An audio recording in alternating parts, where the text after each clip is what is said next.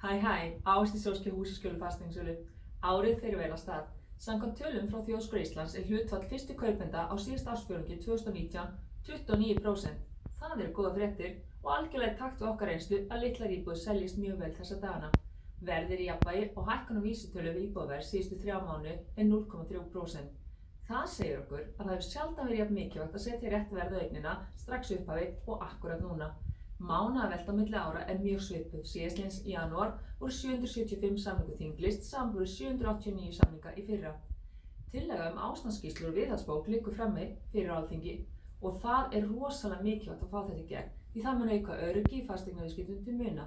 Fasteignaviðskipti eru jú ein stærstu einstök viðskiptin sem einstaklingar og fjölskyldur taka þátt í á ævinni og þetta mun eyða bæði óvissu sem og óþarfa deilu og dómsmálum.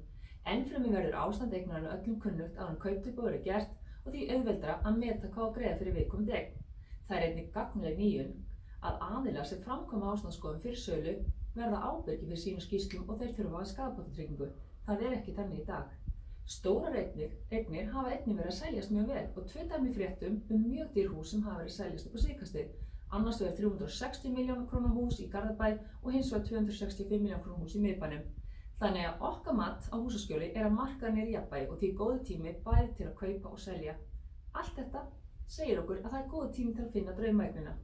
Ef þið langar að vita meira eða hefur spurningar varðandi fasteignamarkaðinn, hafið það samband við okkur í húsaskjóli. Hlökkum til að heyra í þér.